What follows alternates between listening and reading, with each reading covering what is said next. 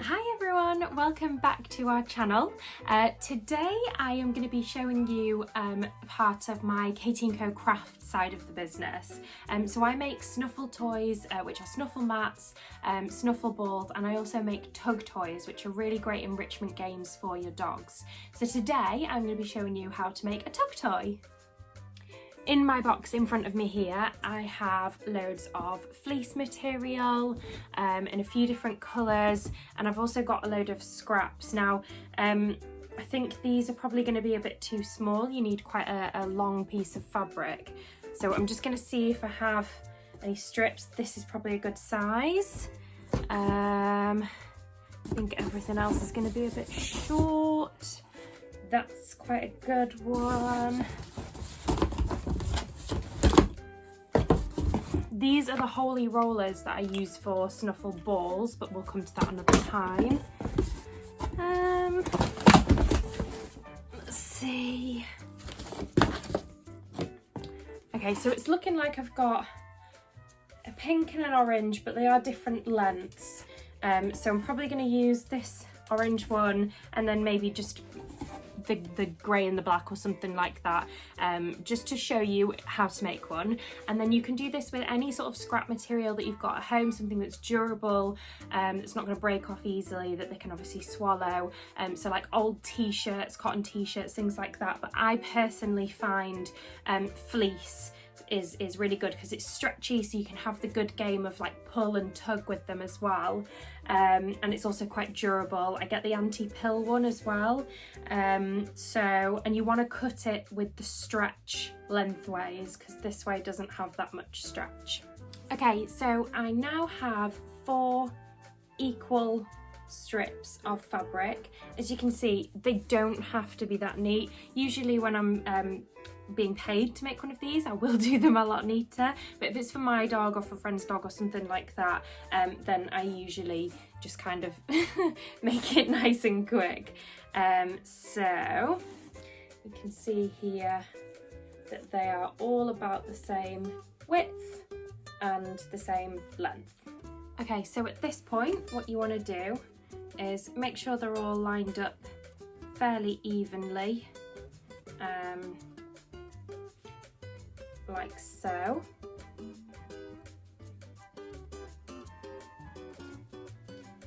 And then hold them all. I usually kind of do a little wrap like that and place, and not with a little bit of the fabric still sticking out of the top. This side's a lot easier than when you get to the other side. So it'll look like this, and you want to pull that really tight because you don't want it coming undone, and you'll end up with something like that. So the next part is where it gets a bit difficult. Okay, so you've got your 4 different directions like this, and then there's 2 ways of doing it. I never really know which way I'm going to go until I actually start making it, so I'll just show you sort of what happens naturally. You can either make a circular one or a square one. So start by placing your thumb over this one at the bottom, and that's going to just fold over the top in between the red and the orange one, like that. Your red one is then going to come over the black one, tuck it under your thumb, and it's going to go under the blue one, like that. Then your orange one, which was originally top one, is going to come over the red one, hold it down with your thumb, like that. So you should now have black at the top, red at the side, orange, and then your blue's still waiting here. And then your blue one, is going to go under your red, over your orange, through your black, and pull it all the way through like this. And then if you slowly tighten it up, you will see that the square begins to appear. Oh, what are you doing, Bailey? What are you doing? You're coming to see. So depending on how sort of thick you want it, is, you know, how tight you pull these. I try and leave a little bit of sort of wiggle room in there because you still want it to be a bit stretchy, and you want it to be nice and thick as well. But it does depend on what kind of dog you've got as well. You can cut these into thinner material to make it a sort of thinner one, which are more suitable for puppies, or if you've got big dogs then a bit of thicker material, but I tend to find that this sort of size works the best. Okay, so you're going to go again, and you're going to go orange over, blue across. Sorry, I should have made it clear before, the blue goes in between the top and the left one, not under, as I said before, so it goes there. So your top one comes over, so black, and then your red comes through. And tighten.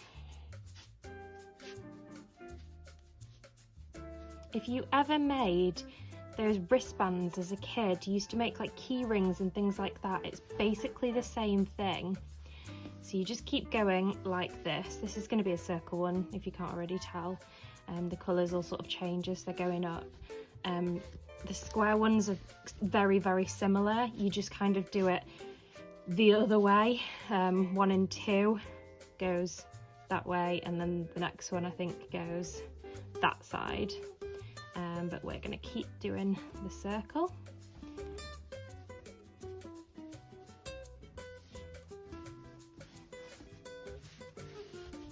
So once you've got the hang of this and you get into a rhythm of doing it, you can kind of do it with your eyes closed. Like I'll sit and watch TV and do this at the same time.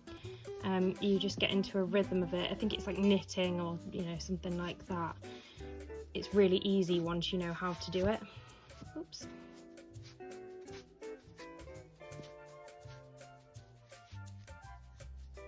So you can just see how it's coming along like that. And obviously, because I've done it a bit loose, it's got that bit of stretch in it still. If you do it tighter, it'll be more compact and you won't be able to pull it as much. So we'll blast through this and then I'll show you the finished product.